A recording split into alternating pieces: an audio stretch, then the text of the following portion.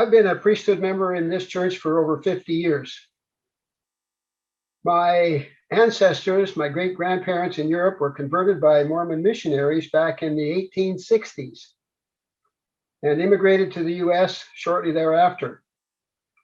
On their trek to Utah, they, of course, were forced to winter over in Independence, as so many were, where they encountered the reorganized church and were reconverted, if that's a word. My grandparents moved to the prairies in 1905 and pioneered there, and that's where I was born in 1943. I was raised in the church and, of course, was subject to all of the stories, the history, the basic beliefs that were endemic at the time. However, I did become a grown-up. I put away childish things, as we all do, and one of those was the popular story of the creation of the church.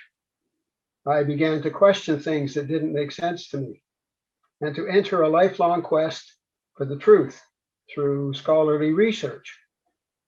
Slowly, over the years, and with no small thanks to people like my dear friend Dick Howard and other historians like Mark Shearer, Robert Flanders, and ex-Mormon Fawn Brodie, the truth gradually emerged.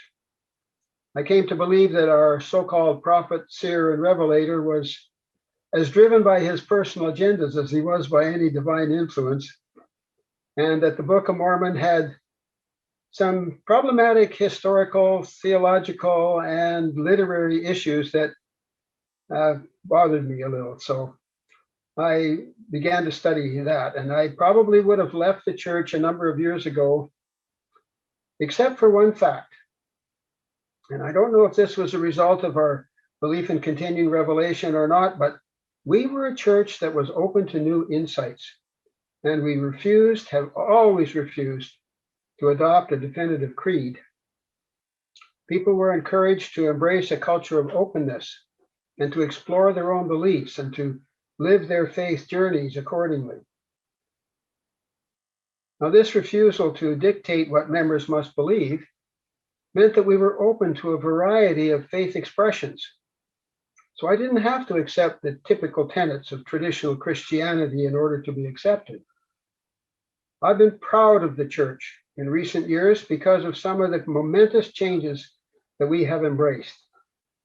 Women in priesthood roles, open communion, publishing reliable histories, changing our focus from a one true church theme to a world-focused peace initiative.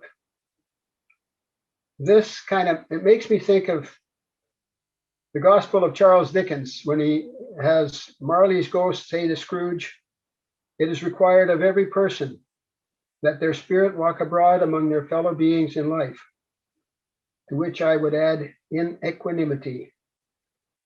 I assume that if each one of us could do that, we would fulfill the principles and teachings of Jesus, who, notwithstanding his humanity, was still responsible for an entirely new way of expressing it, which appeals to me.